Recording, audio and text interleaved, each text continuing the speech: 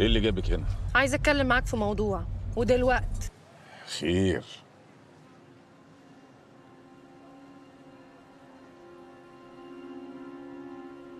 مين فاطمة يا خضر؟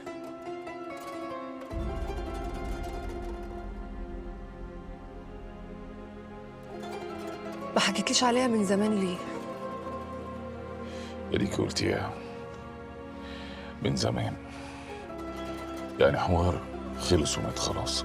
في حاجات ما بتموتش مهما عدى عليها الزمن. مش كل حاجة بتتقال. هو أنت صحيح ما حبيتش حد في حياتك غيرها؟ انت عرفتي الكلام ده منين؟ رد عليا. ما يخصكيش، ما يخصكيش يا ديحة.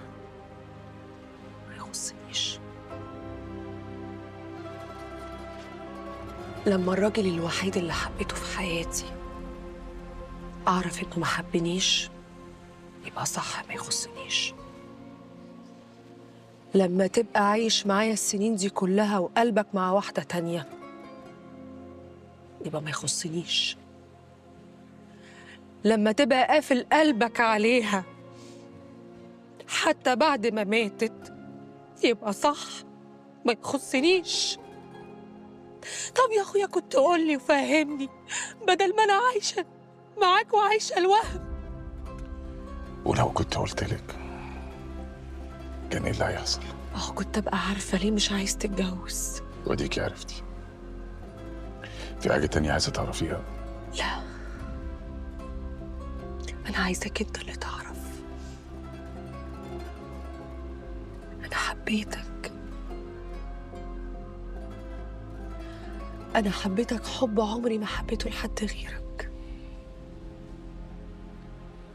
انا كان عندي استعداد ابيع الدنيا دي كلها علشانك وعيش خدامه تحت رجليك ومش عايزه حاجه تانية من الدنيا.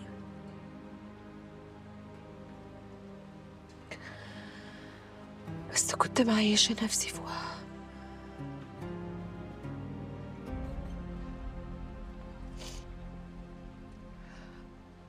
ولا انت مستنيني اموت عشان تحبني؟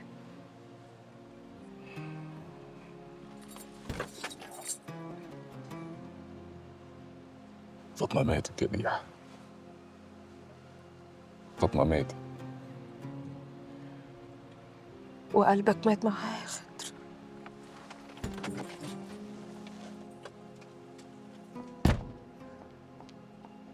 تصدقي انا فعلا قلبي مات معاها.